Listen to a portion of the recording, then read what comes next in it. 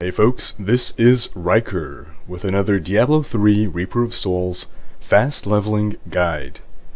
Now this one here is something that Blizzard probably will patch, and likely very soon as this becomes more widespread. I don't know of anyone else doing these specific runs, but I stumbled upon them today and it's pretty insane.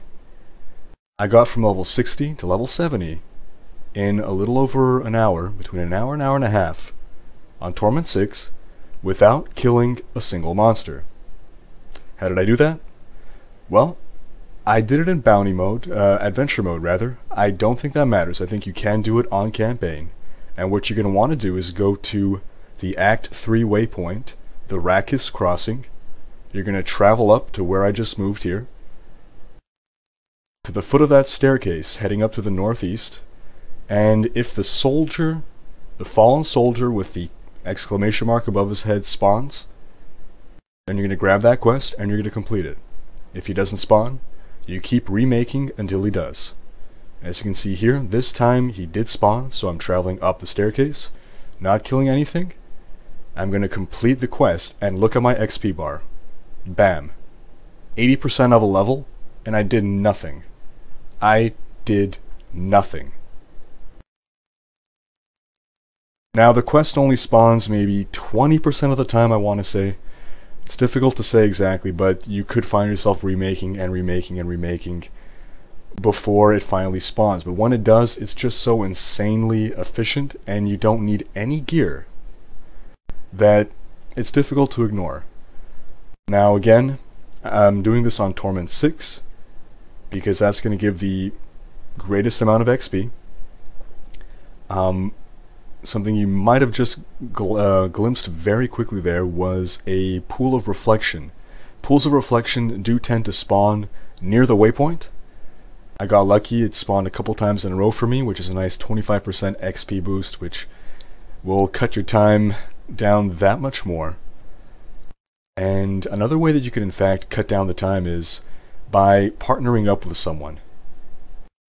What takes the most amount of time is remaking the game until the event spawns. Now it took me between an hour and a half, partly because I was recording at the time, so it took longer to load between games. But also, if I had a partner with me, which I did later on when I did another character, you have two people, each making their own game, not partied up, searching for the quest. If I find it, I invite my friend to the party, he comes in, we both do it. If he finds it, he invites me. This way, instead of 1 out of 5 times, it's 2.5 out of 5 times. You're doubling the odds of it spawning, so you're going to cut down your time that way. I think 2 is the magic number. With 4 people, it might be spawning a little too often, but maybe not.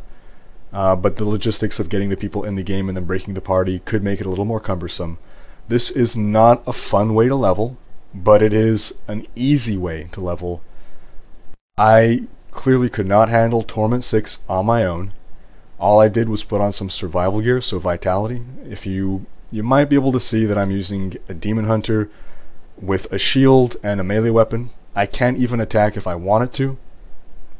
Scratch that. I have grenades, and that's only because sometimes the stairs are blocked by destructible objects, so I have to throw grenades to destroy them. But this works best with a demon hunter because you can vault past enemies. There will be enemies in your way, sometimes, not all the time, and a character with the ability to bypass those enemies, such as a demon hunter with vault, or a teleport wizard might do the trick, but it's kind of a one-shot thing. You really want to be able to get past the monsters without getting hit. Maybe you can take one hit, but you're not going to be able to take a lot if you're a level 60 and not well geared for this, and you just want to do these runs one after another. So the video you're seeing right now has been sped up by a factor of 12. That means that every 5 seconds of me speaking equates to 1 minute in the video time. So if you take a look at my XP bar and my levels, you'll see just how insanely fast this is. Again, most of the downtime is spent loading the games, waiting for the event to spawn, So everything that you can do to limit that, maybe even bumping down your graphics settings if you want to be really crazy efficient. Anything to cut out that downtime and just go complete the quest. I died maybe 2 times in this entire experience, so it's really not even that risky. Another thing that helped was having the homing pad's shoulders, which allows you to town portal without getting interrupted. Very, very, very, very, very rarely was I ever even hit as I was town portaling out at the top of the tower, because monsters do spawn behind you and chase you. I'm not even sure if I was ever hit, in fact, but if I was, I had those homing pads. Regardless, you can just die. It's not a big deal. Just die, spawn back in town, exit the game, and again, the XP gains are ridiculous. I yesterday or the day before posted a guide on farming cursed chests, and I also posted the guide on the Royal Run. This is even faster than those. Unless you have crazy good gear to be able to do the cursed chests and the Royal Run at high torment, which, let's face it, you don't. I'd be very surprised if you did, because if you did, you're probably level 70, and if you're level 70, you don't need this guide.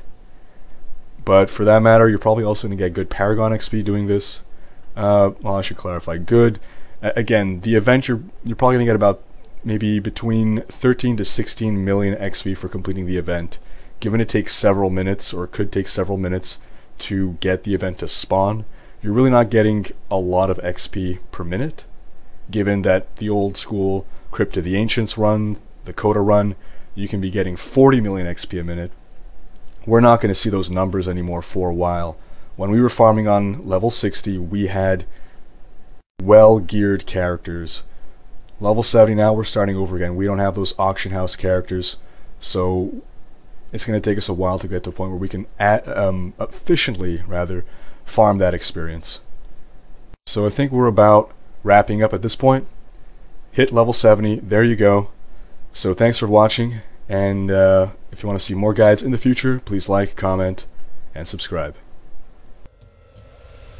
Subscribe for more Diablo 3 and tabletop RPG content, including Reaper of Souls guides, RPG quick tips, character and campaign ideas, and live recorded Dungeons & Dragons sessions.